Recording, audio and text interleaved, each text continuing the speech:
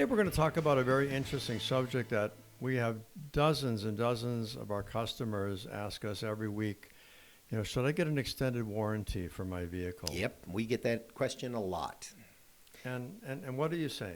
Well, the thing of it is you got to know what you're buying. If you're going to go look at extended warranties, make sure that you read what they cover, what they don't cover. Make sure that the warranty you're buying is going to actually benefit you, because a lot of times what happens, it just benefits the insurance company.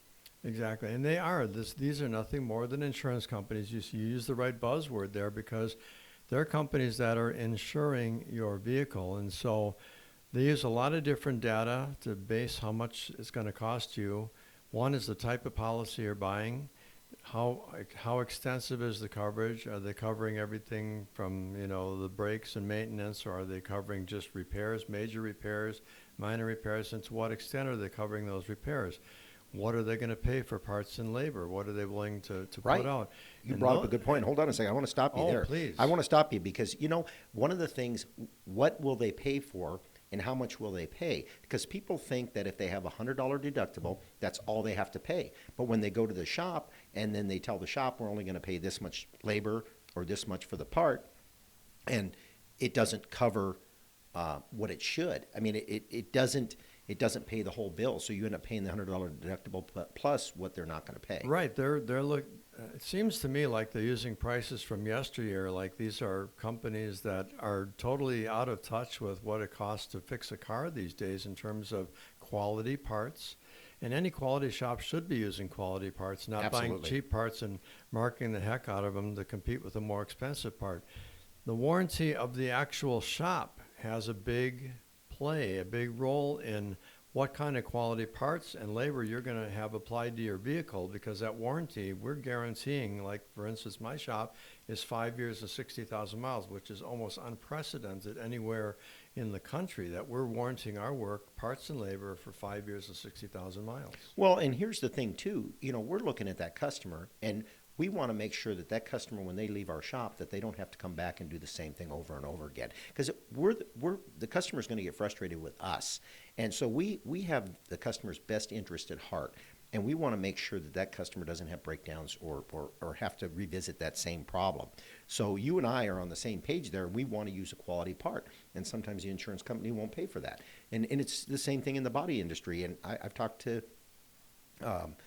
guys that own body shops, and they find out the insurance company will only pay for this part versus this part. And right, an OE part versus some aftermarket part that's Yeah. made on the other side of the world that is not anywhere near as good as far as the integrity of the part, the longevity quality, of the part. Yep. Yeah, and I mean, this may not take the same, may not have the integrity to take the same kind of a force blow when it gets in an accident, and it makes the car more dangerous than it was originally built to be. Right, and then so I guess one of the things that I wanted to do was explain the process. First of all, you go buy a car, and then they talk you into, or they ask you if you want to buy the warranty, and you buy the warranty. And then what happens, the process is you, a lot of times they'll say, we'll just put it on top of the loan. Well, now you paid thousands of dollars for this warranty, and now there's interest you're going to pay on top of that. So Right. So the bottom line is let's say the warranty is $2,000, and I know that's probably cheap in today's world. They're Could be, more, yes. they're more like $4,000. Some I've seen them up Depends on how much the car is worth and what it really What it costs covers. in the real world and what it covers. Yeah, Right. how extensive is the coverage? Right. So you end up getting that. You put it on there, and you pay interest on top of it. So whatever thousands of dollars you paid for the warranty, you got to pay the interest on top of that. So it's costing you more in the end. And then when you bring the car to us, what we have to do is diagnose it, and the insurance company, what do they tell you, Glenn? You have to diagnose it, and the customer has to authorize that to find out whether it's warrantyable or not. Right. Correct? Yeah, it always starts with the customer. It's like, well, why do they have a warranty if they got to put out the money for the initial diagnostic thing? And there may or may not be a reimbursement. Sometimes there is, sometimes there isn't. It depends on the company. And we're not going to name any companies in this podcast right. at all. We're just going to talk generically about this, but we're going to cite some examples that we've had. But we want to give an overview first of what the warranty companies are all about. First of all, they're a big moneymaker for the car sales place. Whether it's a dealership or whether it's a small dealership, these guys are making buku bucks on selling these warranties, which is why they become so popular, because if they're not making a big margin on the car, they're going to make it up on the warranty that they sell you. And what you need to understand is if you don't understand what you're getting with that warranty, that there's different levels of coverage, you may think you have something when you have an incident with your vehicle that's not even close to being covered. Well, they're not selling them because they're losing money. They're selling them because they're making money on them. Right. Obviously. I mean, Let's face all it. insurances are like that. And that's Yeah. not, again, it's not to condemn insurance companies. Right. But you pay X amount of money for health insurance, for life insurance, Right, for right. different types of policies.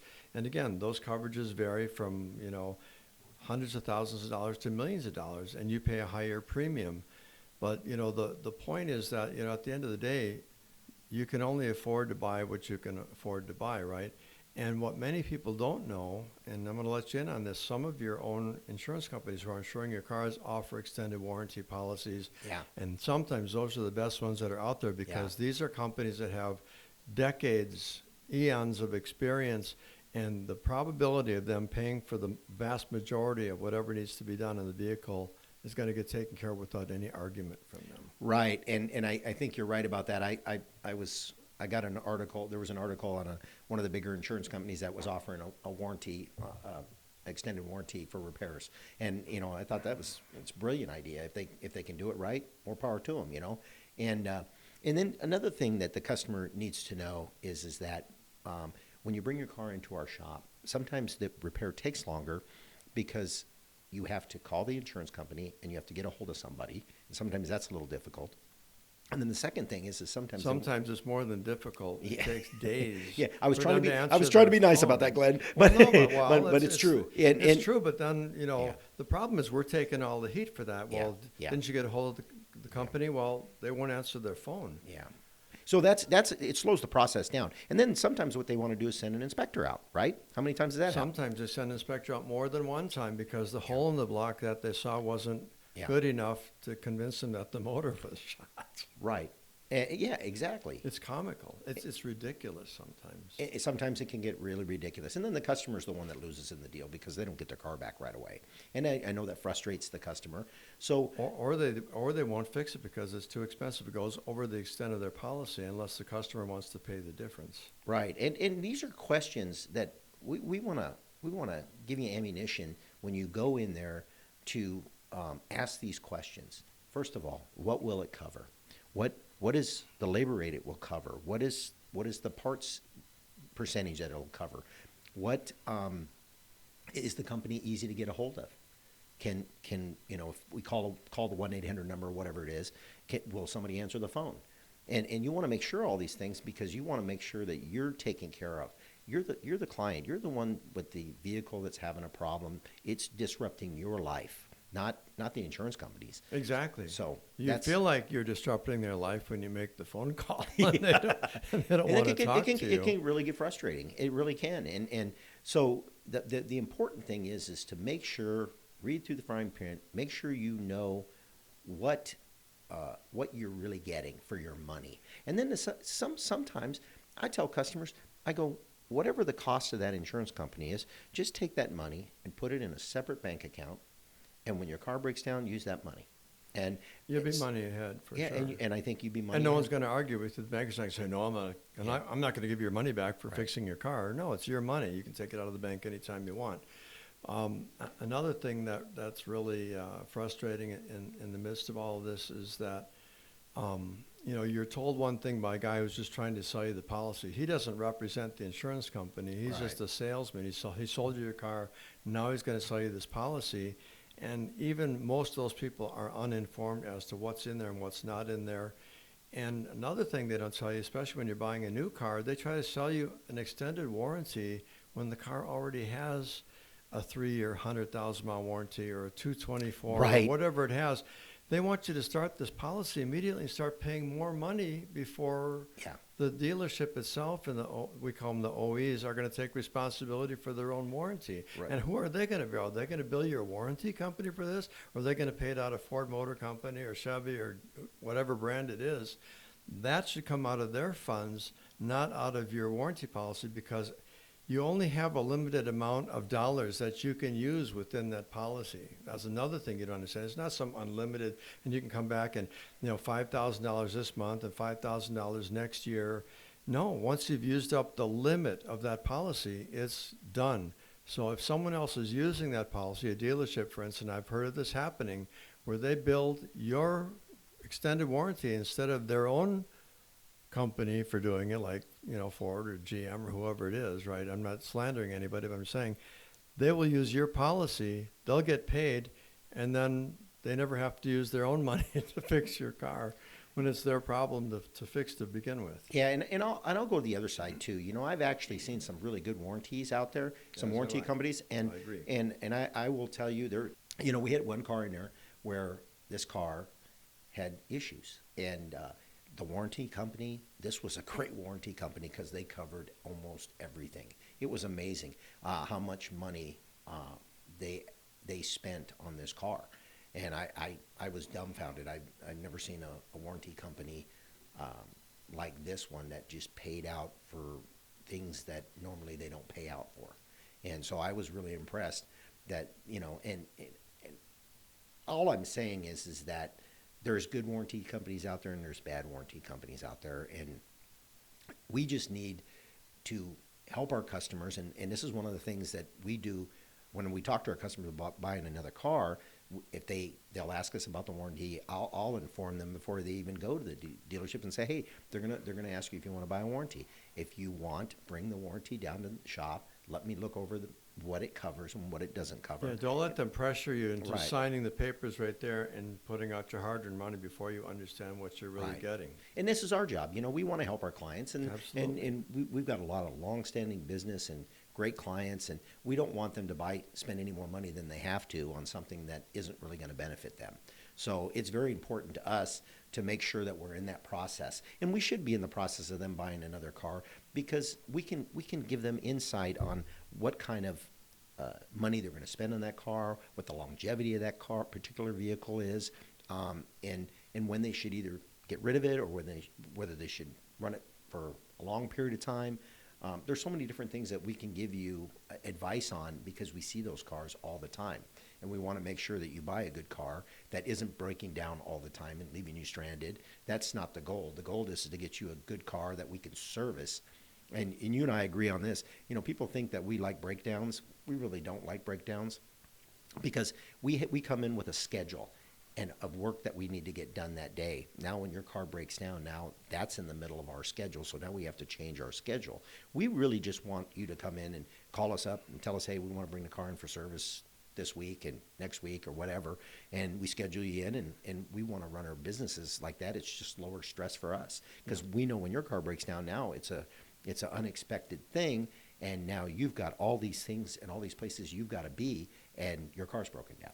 Yeah, and regardless of how many techs or how many bays you have, if your plate is full already, Yeah. you're trying to squeeze something else in, it just puts a lot of pressure on everybody. So, Yeah. again, we're not complaining. It's just a reality of life, Yeah. Yeah. So I'm going to tell a quick story here. We currently have a vehicle in our shop that came in, and it was towed in. The vehicle was overheating, and he had an extended warranty, so I called up the company, and believe me, I've done a lot of research. I shopped the top 10 extended warranty companies on the internet just to see who had the best ratings and who offered the best services and had the best customer experiences. And this happened to be the top one that was handling this deal. So when the vehicle came in, we made an assessment. The vehicle was overheating. There was oil in the coolant and coolant in the oil. And so as I went through the process of saying all of the things that the vehicle is going to need, they started, nitpicking, if you will, at a bunch of the issues and how they were going to get repaired. For instance, in order to fix this car right, we had to probably replace, maybe the radiator. His coolant reservoir was cracked and leaking. That may have been the beginning of this thing. He may need a radiator. Definitely needs a thermostat. And this was a really picky point because she says, okay, tell me what the part number is and how much it is and blah, blah, blah. She didn't argue with me about price. But when we got back to the nitty-gritty of the thing, she says, well, you're just going to put a thermostat in. I said, No, I have to replace the entire thermostat housing, which is a big piece of metal Yeah. that has it in. And I'm telling you, 70% of the manufacturers now are building the thermostat into a Yep. housing. But she kept bantering back and forth with me. I says, ma'am, I have 5 pictures of this right in front of me. Whatever part number from whatever manufacturer, they do not make just a thermostat for this vehicle. It has to be the entire housing. Yeah. Well, It's I'll have to, assembly. then she deferred to her supervisors. Well, I'll have to talk to my supervisor about it. She says, ma'am, if you pull up the part number that I just gave you, You'll see it. Yeah. you'll see it. She says, well, I found a part number for just the thermostat. I said, not for that year, make, and model because it doesn't apply. So I says, I'm not going to argue with you. Please get with the supervisor. And so there was some other things like the hoses are all contaminated. The heater hoses, the coolant hoses for the radiator and everything. They they're got all, oil in them. They're all contaminated with oil. Yeah. I can't get the oil out of them, and now damage has been done because the oil starts to eat into the rubber, and the rubber swells or softens it, and it's going to explode. She says, well, we don't cover the hoses. And I said, so you're telling me I need to put the old hoses back on there and wait till the engine explodes again so that you can cover that damage? And I got crickets in the background. She didn't want to answer. She says, well, that's not part of what's covered in the thing. I said, so who's supposed to pay for 'em, me? She says, no, the customer has to pay for those. Well, you add up all the hoses, it was like over $300 worth of hoses that needed to be. Now, Yeah. he had paid for a policy that, if the whole engine had blown up, I mean, Yeah. and they would replace the engine, but they wouldn't replace the hoses. I Yes, mean, it's just I crazy. don't get this. It's minutia versus, the big stuff. They're going to pay for all the big stuff, but the minutia is incumbent upon the customer to purchase. And that was really stupid. Yeah. She says, well, this thermostat was like $17. Yeah, but the thermostat housing was over almost $300. Yeah. So Well, the difference between what they thought they were going to have to pay and what someone really has to pay to get this vehicle fixed was night and day. Right. And this is the thing, and this is why we're doing this podcast, is because we want customers to know the good, bad, and the ugly from buying that, and making sure that they understand when they go into a shop that it may cost them more than what the deductible is. The deductible may be $100, but it doesn't really matter. It could end up costing you more, and then there's things that they won't cover that really were created by what they did cover. It's just kind of crazy. And like you said, the preventative part of it. You and I, we're not going to put the old hoses on there. It's just not going to happen. Right. And I mean, in the grand scheme of things, if I were to put those back on, my warranty would have to cover Yep. the explosion and the subsequential damage that would be caused, right? Yeah. I mean, now the hoses explode, the engine overheats, and now it locks up or does so much damage that the Or engine head either has to be gasket or rebuilt head, or yeah. replaced. Now it's Good Works Auto Repair that has to cover the damage. Yeah. And And you're I stuck. said- You're stuck holding And I'm the bag. supposed yeah. to step into that arena Yeah. and say, yeah, I'll do that. I'm Superman. I've got so much money I can afford to fix people's damage, the collateral damage that happens from me not doing the job right. Well, and can you imagine the customer, coming back and having that issue and having to explain that issue to them? It would be ridiculous. I mean, the thing of it is we try to do everything in our power to prevent a breakdown. Right. And it still happens once in a Right. while, but we try to prevent it. If you can really look at something and go, hey, this is going to fail, why would I put this back on? Right. That's just insane. And I say, how do I explain to the customer that they have to pay for the hoses? And he's already upset that his vehicle is broken and that he's under the understanding that his extended warranty coverage is supposed to cover whatever Yeah. happens to his vehicle, to his engine, his transmission, all the major components, right? And in this case, something failed. It was his oil cooler, actually, that failed. It had an internal rupture. There's an oil cooler that has coolant running through it, and it cools the oil before it goes back into the engine Right. again. And so it had a little leak in it, and the leak became bigger, and, before you know it, Leak's not going to get smaller. yeah, you had oil and antifreeze marrying each other and circulating through the cooling system and through the oiling system of the engine. So Yeah. the engine block has got to be cleaned out, get all the antifreeze out of the oil area and all of the oil out of the antifreeze area.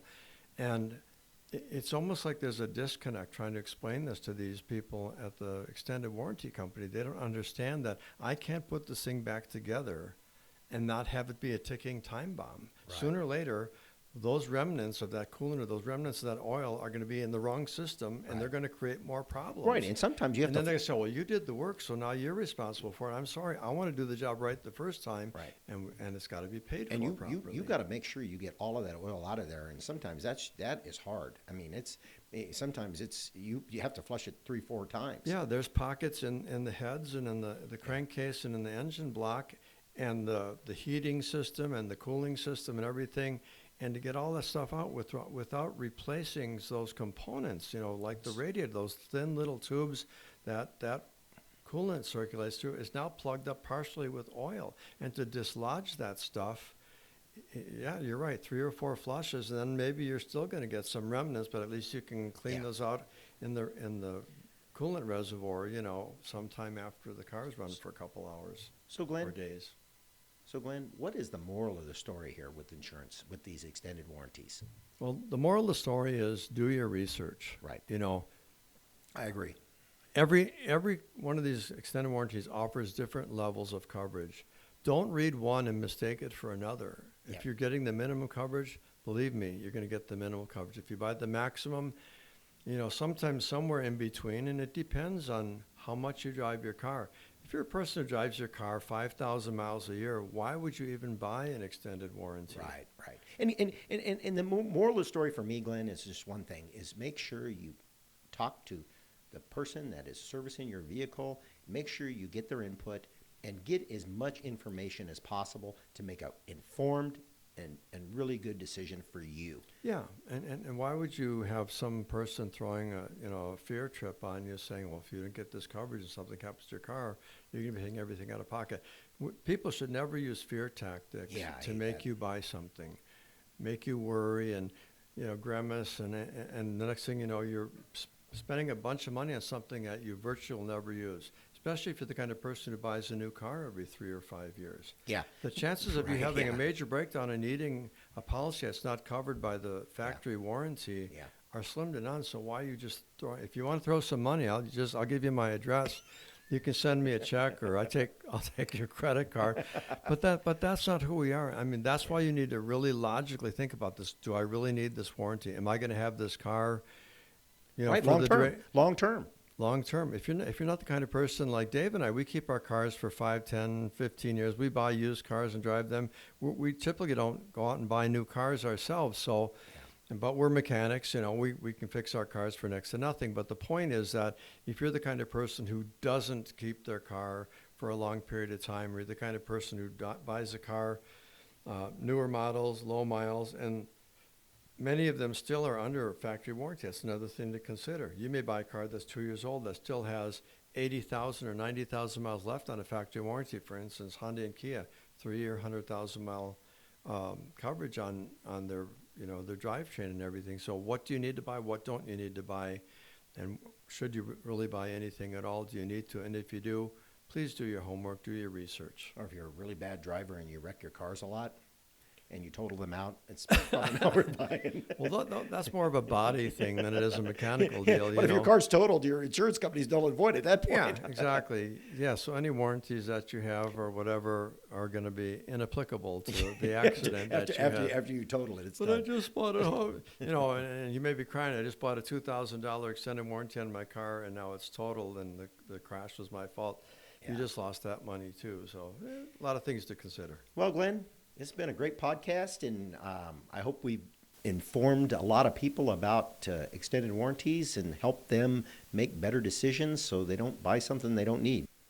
We thank you for joining us in this broadcast, and if you have any questions or comments that you would like to relay to Dave or I, please contact us at podcastunderthehood.com. And that's podcastunderthehood.com. Podcastunderthehood.com. Definitely. Looking forward to some questions or any comments. We'd love to hear from you.